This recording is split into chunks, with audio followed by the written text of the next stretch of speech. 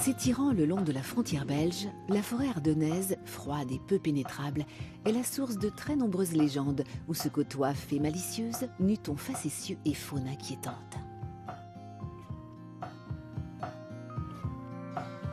Pour nous servir de guide le long de sentiers mystérieux, dans des forêts secrètes et des ambiances étranges, des Ardennais, Belges et Français ayant en commun un amour profond pour la nature, leur région et ses traditions.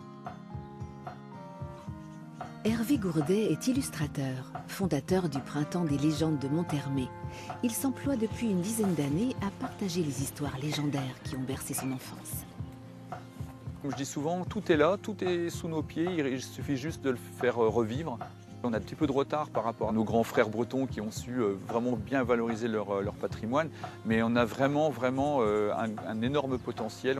Photographe passionné, Jean-Marie Lecomte n'a de cesse de parcourir le territoire ardennais pour traquer les belles images qui pourront le mieux restituer l'atmosphère si particulière de cette région, propice à l'imaginaire.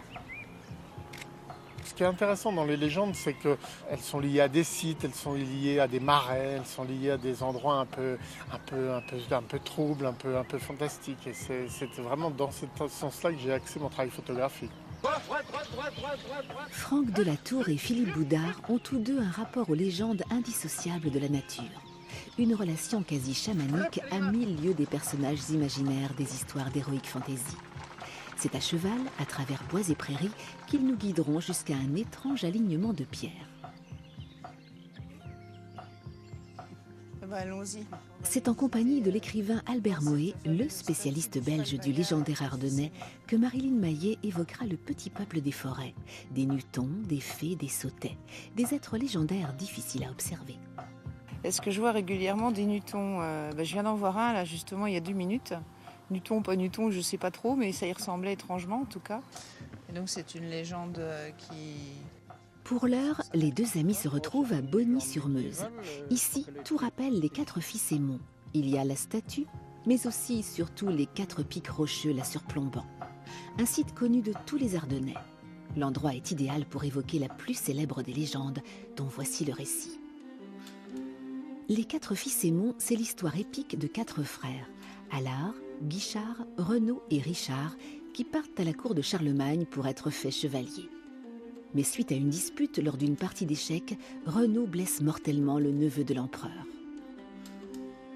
Pour échapper au courroux de Charlemagne, Renaud et ses frères s'enfuient alors sur leur cheval magique Bayard et rejoignent leur cousin enchanteur Maugis dans la mystérieuse forêt d'Ardennes. Là, ils construisent la forteresse de Montessor sur un rocher surplombant la Meuse. Quand Charlemagne les retrouve et assiège leur château, ils se réfugient une nouvelle fois dans les profondeurs de la forêt ardennaise. Tous 4, sur leur cheval magique, fuient sans cesse et franchissent la Meuse d'un bond immense. La colère de Charlemagne ne s'apaisera qu'avec le sacrifice de Bayard. C'est une légende médiévale, on peut dire que c'est une épopée qui a vraiment son assise en Ardennes, puisque les 4 fils se sont souvent réfugiés dans des forteresses, on peut dire, ardennaises, avant de combattre ailleurs et de revenir quand même toujours en Ardennes. C'est évidemment la légende la plus représentative de l'Ardenne. Les 4 fils Aymon étant en quelque sorte le symbole de la résistance des Ardennais. Charlemagne les a poursuivis sans répit en fait. Oui, c'était vraiment, je dirais, une haine qu'il avait parce que c'était un défi à son autorité, mais je crois que plus encore que les fils Aymon, Charlemagne haïssait Maugis, donc c'était vraiment les 2 ennemis. Maugis, c'est l'enchanteur, c'est ça? Justement, c'est un peu notre Merlin ardennais. C'est lui qui va procurer le cheval Bayard aux 4 fils Aymon. Et ce cheval, on sait qu'il pouvait embarquer, si j'ose dire, les 4 frères, mais contrairement à ce qu'on croit souvent, ce n'est que exceptionnel, c'est en cas de danger. Quand il n'y a pas moyen de s'en tirer autrement, bien, son dos s'allonge et les 4 frères peuvent... C'est là qu'opère la magie. Oui. Et donc l'histoire nous dit que Bayard, on l'entendrait encore dans la forêt d'Ardennes? Oui, le 21 juin, à l'équinoxe, à la Saint-Jean, on l'entend hennir dans la forêt d'Ardennes.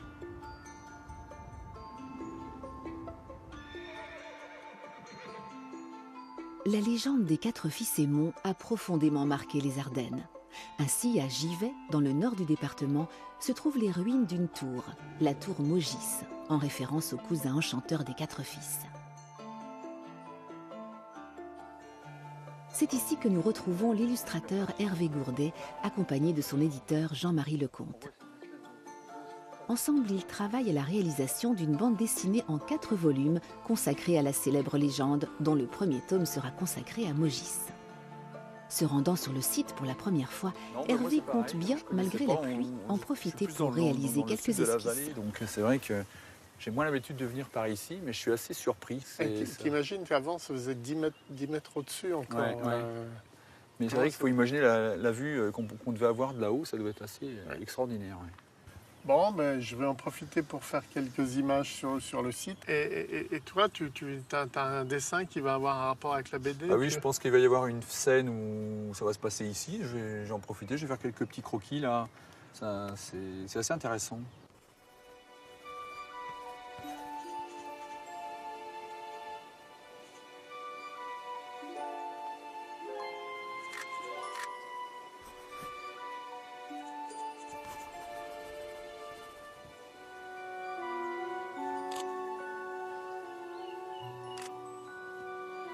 Alors, ça donne quoi les photos? Bah, la météo n'est pas idéale pour ça, mais et toi, qu'est-ce que ça... Ouais, voilà, bah, moi c'est pas mal. J'ai fait quelques petits croquis au crayon. Après, je le reprends en couleur et puis on... Il n'y a pas eu vraiment de bande dessinée? Bah non, ça s'est jamais fait en fait. On parle beaucoup de Merlin, mais on parle pas beaucoup de Maugis, qui est le magicien ardennais par excellence. Donc c'est vrai que c'est assez sympa et il mérite à être découvert. Voilà. Ah, bah c'est le projet de couverture. Alors ça, c'est la couverture. Tu as des couleurs comme ça, vachement sombres, vertes, mais bon, ça représente vachement bien l'Ardenne, je trouve. Des ambiances assez lourdes, colorées. Et donc là, c'est l'aspect planche qui va... Voilà. Ça, c'est le Roque-Latour. Ça, c'est le Roque-Latour. Et là, c'est quand Bayard saute au-dessus de la mer. Voilà, ça, c'est quand il libère le cheval magique. D'accord. Outre les sangliers, cerfs et autres chevreuils, la forêt ardennaise abrite une vaste population de figures bienveillantes ou malfaisantes, avenantes ou hideuses. Des petits êtres malicieux et excentriques, émanations de la nature. Ils incarnent l'esprit du lieu sur lequel ils exercent une invisible surveillance. On les appelle Nutons ou Sautets en Ardennes, Corrigans en Bretagne, Farfadets en Vendée. Un petit peuple qui n'a plus de secret pour Albert Moé. Les Nutons sont plus chez nous en France et les Sautets sont plus chez toi en Belgique? Oui, quand j'étais un petit gosse, on m'a parlé de ces Sautets qui réparaient les outils, les casseroles, les chaussures. Et c'est vrai que ça reste un monde extrêmement intéressant, même sur un plan, je dirais, sociologique, parce que ce qui est différent, ce qui est autre, on le regarde toujours d'une façon un petit peu circonspecte. Mm-hmm. Et finalement, bon, c'est exactement la même attitude oui, c'est vrai. Que celle qu'on avait vis-à-vis de ce petit peuple qui était à la fois craint et admiré.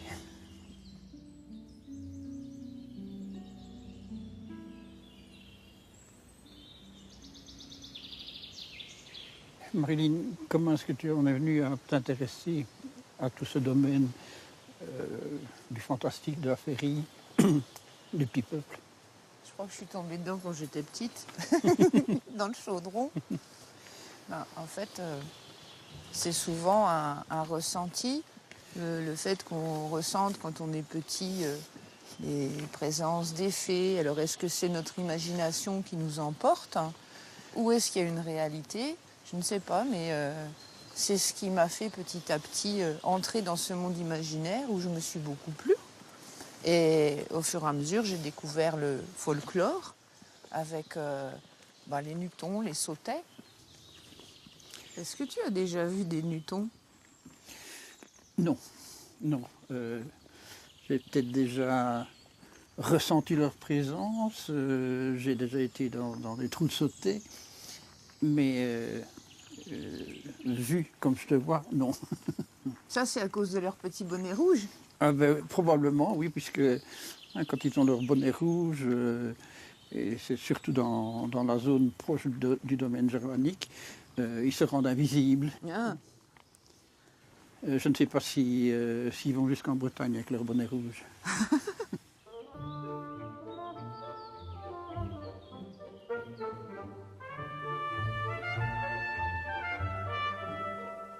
Albert Moët aime rappeler la nécessité de transmettre par l'oral ou l'écrit les nombreuses histoires légendaires qui forgent l'identité et le folklore d'une région. Je crois que c'est essentiel de préserver ce patrimoine et surtout de le faire passer parce que en fait nous sommes des passeurs de mémoire. Je crois que c'est important qu'on n'oublie pas qu'à côté des Minimoy, il y a aussi les Nutons, les Sautés. Et quand on fait le compte, c'est vrai que c'est quand même un patrimoine fabuleusement riche qui, si je puis dire, se suffit à lui-même. Quel est le lien entre l'heroic fantasy ou l'imaginaire tel qu'on le connaît, nous, avec les lutins? Est-ce que c'est le même esprit? On est dans un autre monde, en quelque sorte, mais l'heroic fantasy, c'est de la fantaisie, effectivement. C'est aussi un petit peu la différence, si je puis dire, qui existe entre la légende et le conte. La légende reposant toujours sur, je dirais, une certaine réalité qui a évolué évidemment avec le temps, tandis que le conte est quelque chose qu'on invente de toutes pièces dans un but ludique ou satirique, peu importe, mais bon, qui a toute liberté de se développer de manière même, je dirais, anarchique, alors que la légende, bon, c'est quelque chose de, je dirais, plus historique en quelque sorte.